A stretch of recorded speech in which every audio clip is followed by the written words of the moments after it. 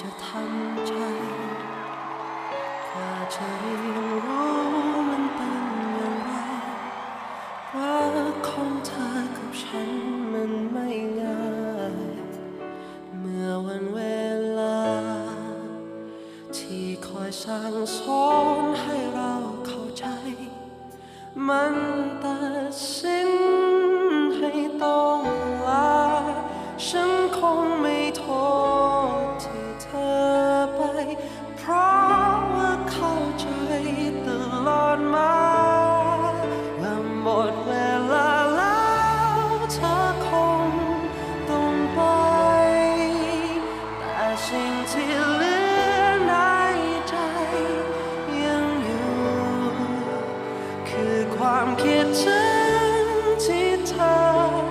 นั้นไม่รู้พูดไม่ได้ทำได้เพียงแค่คิดถึงเธอ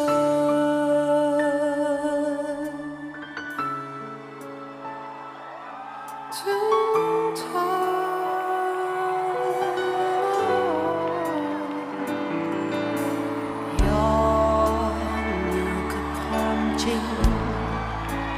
แต่จะไม่ทิ้งเรื่องราวที่ดีฉัน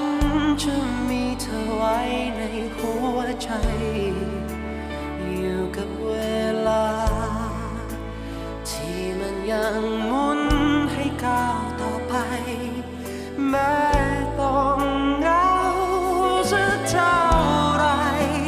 ฉันคงไม่โทษที่เธอไปเพราะเข้าใจตลอดมาหมดเวลาแล้วเธอคงต้องไปแต่สิ่งที่เหลือในใจยังอยู่คือความคิดถึงที่เธอนั้นไม่รู้พูดไม่ได้ทำได้เพียงแค่คิดถึงเธอ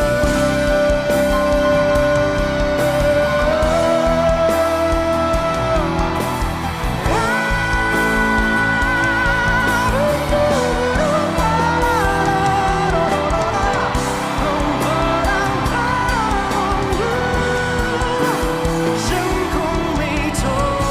ษที่เธอไปเพราะว่าเข้าใจตลอดและยังเข้าใจ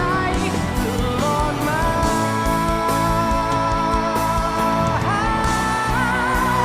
หมดเวลาแล้วเธอคงต้องไปแต่สิ่งที่เหลือในใจยังอยู่คือความคิดถึง